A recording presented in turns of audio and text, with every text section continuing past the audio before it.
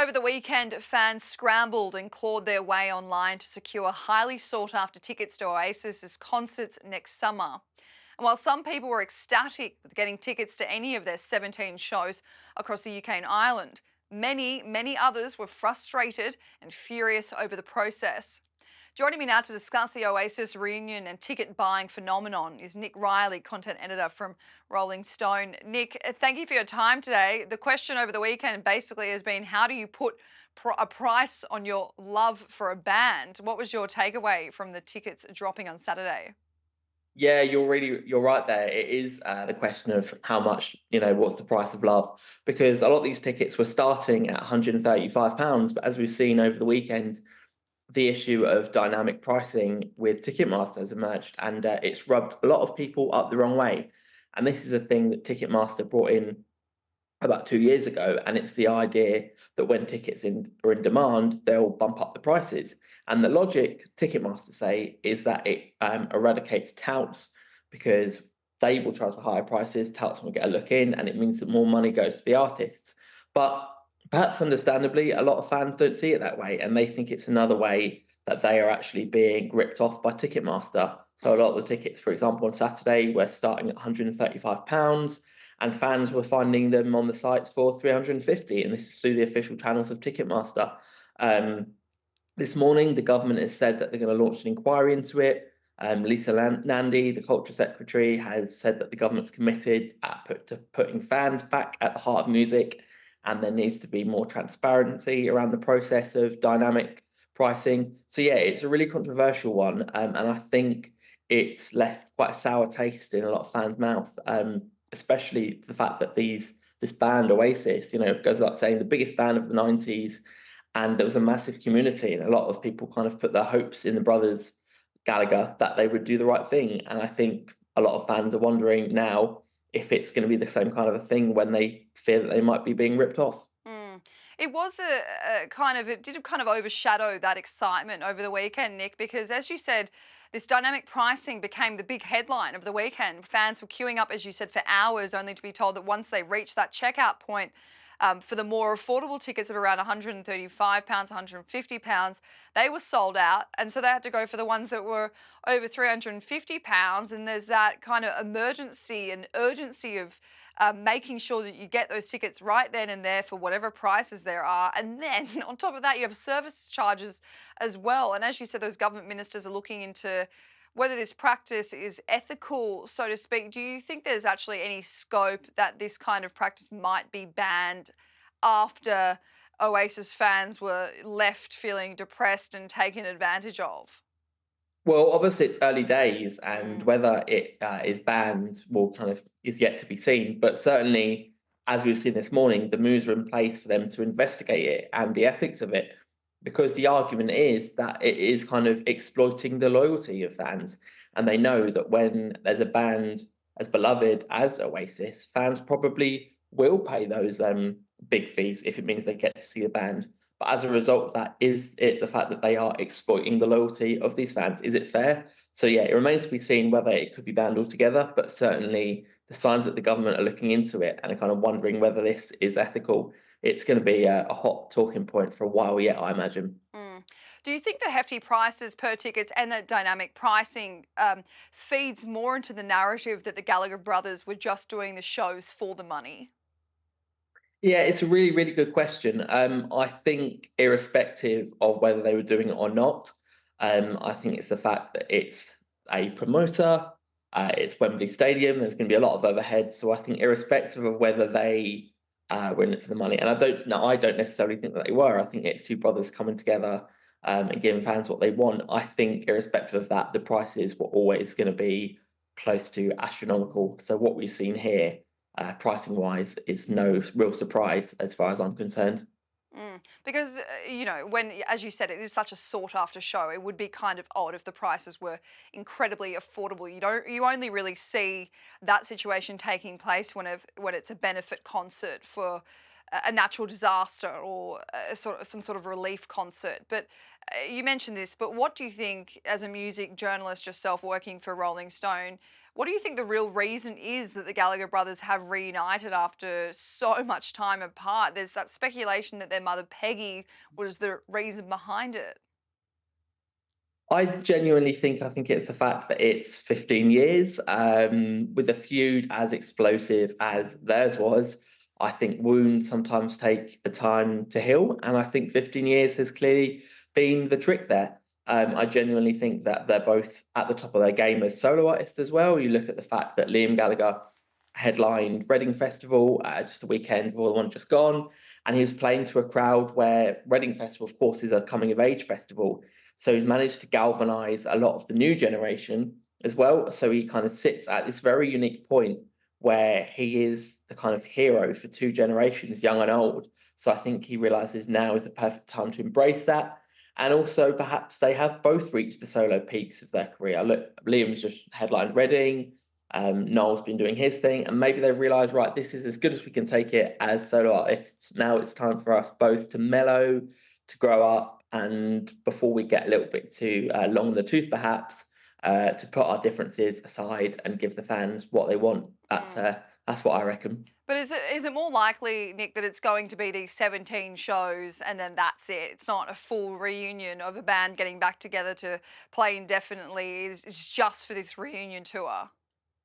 Well, who knows? Obviously, that's what they've announced. In Europe, certainly, they have said that the tour will extend around the world, so we can expect more dates internationally. It goes without saying that they've got a massive, almost religious following in Japan, and it's the same in can be said in Argentina. One of their most memorable gigs outside of the UK was when they played River Plate Stadium in Argentina, and you look at the videos of that gig and the passion and the sheer fervor that the fans have there is on par, if not even more wild than anything in the UK. So there's a Mm. massive appetite. So I think they're going to do those gigs. Famously, they played Nebworth in 1996. And the owner of Nebworth House, which is in Hertfordshire, he's come out and said, look, Wembley's the warm up. The 30th anniversary of Nebworth is in 2026, and he's openly invited them back to do a show at Nebworth. So who knows? Mm. But I think, we'll have to see. I think these gigs are the ones for now.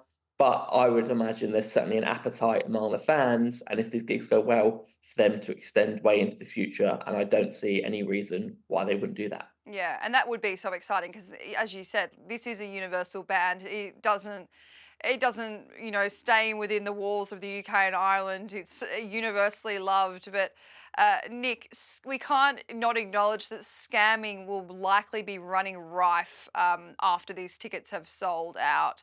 You were even a victim of, of this yourself.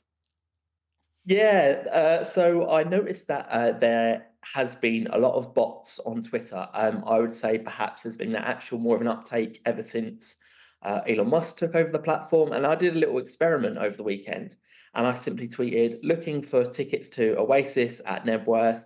It's going to be the hottest gig of 1996. So bearing in mind that gig, Oasis' most famous gig, happened 28 years ago. So I tweeted that, and lo and behold, within minutes, I had about 30 or so bots saying, yep, I've got tickets, my friend's got tickets. When they obviously haven't, it's clear that they're bots. So I think it's quite dangerous, the fact that, these bots will just latch on to anything. And thankfully, I have my wits about me and I can see that they're bots. But on a law of averages, you'd perhaps reckon that some people won't be so fortunate, Mm. and they will get scammed. So I think they've got to be vigilant. And if a ticket deal seems too good to be true, too likely, then tale as old as time, it probably is. I mean, it was just hilarious that you did that because so many people have been scammed on Twitter. I mean, I had an attempted scamming, I think twice during the Eras tours, but Oasis have tried to combat that and have said on their website and tweeted that tickets to their shows can only be resold on Ticketmaster or Twickets, and that any other Mm. tickets being sold on any other markets or platforms will are either fake or basically will be cancelled by the Oasis promoters. Do you think that will do enough to deter scammers or help people avoid scamming? I think it's certainly a step in the right direction, but I think it's the matter of how much they can police that, really, because it's all well and good saying that secondary tickets will be sold and cancelled and whatever. But I think there will be scammers out there in the wild who will escape the kind of necessary means that won't necessarily be on Twitter. I think there's people, sadly, that might get scammed. I think that's a fact of life.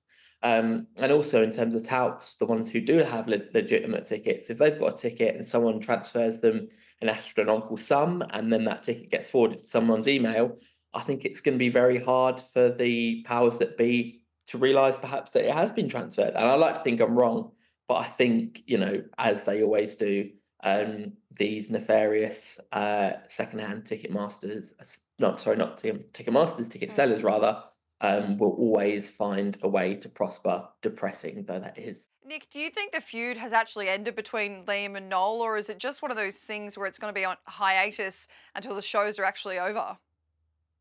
I couldn't say for sure. Obviously, I haven't been privy to any of the conversations between the Gallaghers. But the optimist in me likes to think that it's all water under the bridge now.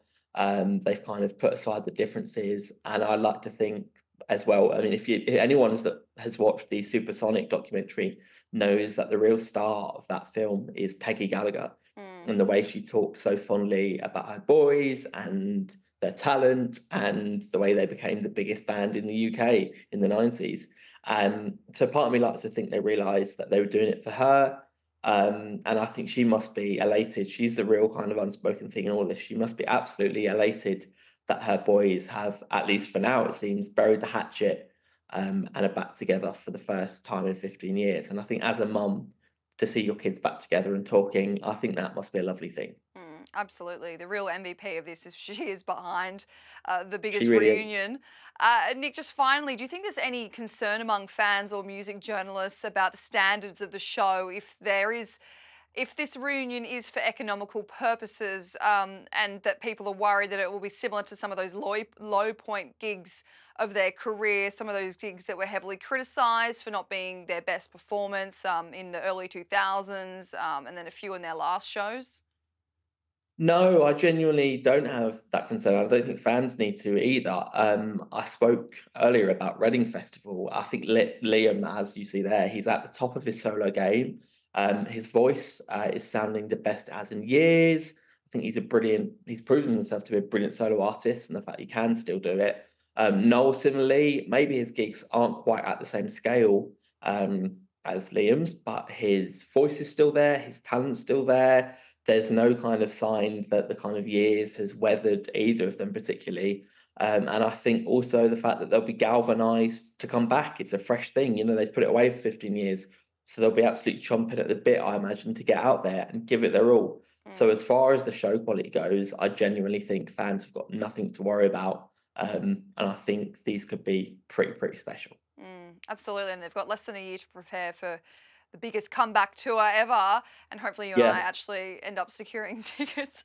Nick fingers Riley from crossed. Rolling Stone, thank you so much for your time today. Thanks for having us.